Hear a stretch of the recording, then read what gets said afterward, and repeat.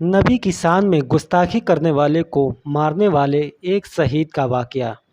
1934 کا واقعہ عبدالقیوم کا مشہور ہے، جو وکٹوریہ گاڑی چلاتا تھا، جو کوچوانی کر کے اپنی اور اپنے گھر والوں کی روزی حاصل کرتا تھا۔ اس کی رات جھوپڑے میں بسر ہوتی تھی اور دن وکٹوریہ چلانے میں۔ گھوڑے کی لگام پکڑے پکڑے اس کی ہتھیلیوں کا چمڑا موٹا اور کھدرا ہو گیا تھا۔ پورے شہر کراچی میں جہاں وہ رہتا تھا، کوئی اس کا ہمدرد و غمگسار نہیں تھا۔ اگر کوئی اس کا دوست اور شناسا تھا تو اس کا پیارا گھوڑا موتی تھا۔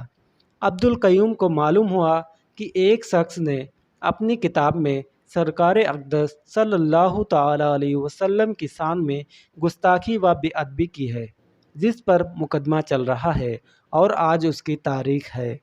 وہ فوراً وکٹوریہ لے کر کچہری کی طرف چل پڑا۔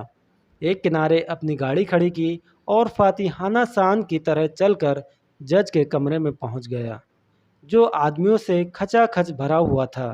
دو انگریز ابھی قانونی دفعات کا چہرہ دیکھنے میں لگے ہوئے تھے کہ اس نے اس طرح چاقو مارا جو اس کی گردن میں اترتا چلا گیا۔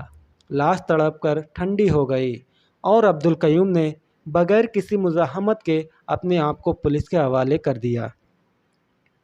عبدالقیوم، جو اپنے ہی شہر میں اجنبی تھا اور کوئی اسے جانتا پہچانتا نہ تھا، تھوڑی ہی دیر میں صرف کراچی نہیں بلکہ پورا ہندوستان اسے جان گیا اور سارے مسلمانوں کی محبت کا مرکز بن گیا۔ اسے ضمانت پر چھڑایا گیا اور مقدمہ شروع ہوا۔ وقت کے ماہر قانون دانوں، بڑے بڑے وکیلوں اور بین الاقوامی شہرت رکھنے والے بیرسٹروں نے عبدالقیوم کے مقدمے کی پیروی کرنی چاہی اور اس سے کہا، بس اپنا بیان ذرا بدل دو، ہم تمہیں بچا لیں گے۔ کہنے والوں نے بہت کہا، منت سماجت کرنے والوں نے بہت منت سماجت کی، مگر عبدالقیوم کے پاس ہر شخص کے لیے صرف ایک ہی جواب تھا کہ میں نے جان بوجھ کر مرتبہ شہادت خریدا ہے، آپ اس نعمت سے مجھ کو محروم کرنے کی کوشش نہ کریں۔ میں اقبال بیان بدل کر اپنی عاقبت نہیں خراب کروں گا۔ عبدالقیوم کی رہائی کے لیے مسجدوں میں دعائیں کی گئیں، عورتوں نے منتیں مانی اور بوڑھوں کے لرزتے ہاتھ، نوجوانوں کے دلوں کی اور بچیوں کے اداسوں نے مالک حقیقی سے اس کی زندگی کی بھیک مانگی، مگر عبدالقیوم کی تمنا پوری ہوئی۔ قانون کے محافظوں نے اس کی موت کا حکم سنا دیا، وہ موت کے جس پر ہر دل غمزدہ اور ہر گھر ماتم کدا بنا ہوا تھا، جیسے کہ یہ اسی کے گھر کا المیہ ہو۔ پھر جب عبدالقیوم کا جنازہ اٹھا تو اس میں 25 لاکھ سے زیادہ آدمی شریک ہوئے۔ چھتوں اور بالا خانوں میں عورتیں آنچلوں سے آنسو پوچھتی جاتی تھیں اور پھول نچھاور کرتی جاتی تھیں۔ کراچی کی تاریخ گواہ ہے، اس سے پہلے کسی بھی شخص کے جنازے میں اتنے انسان نہیں شریک ہوئے۔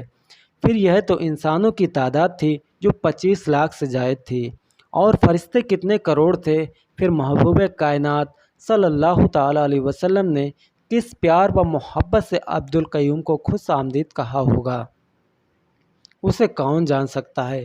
دیکھا آپ نے، وہ عبدالقیوم کہ جو وکٹوریہ چلاتا تھا، کوچوان تھا، پورے شہر میں اسے کوئی جانتا پہچانتا نہیں تھا، لوگوں کے لیے اجنبی تھا، سماج اور معاشرے کے پست طبقے کا ایک ناقابل توجہ آدمی تھا، مگر ایک ہی جست میں رفعتوں کی ساری منزلوں کو طے کر لیا اور تھوڑی ہی دیر میں اس مقام رفیع کو پا لیا کہ جہاں برسہ برس کے مجاہدوں اور زندگی بھر کی ریاضتوں کے بعد بھی ہر انسان نہیں پہنچ پاتا۔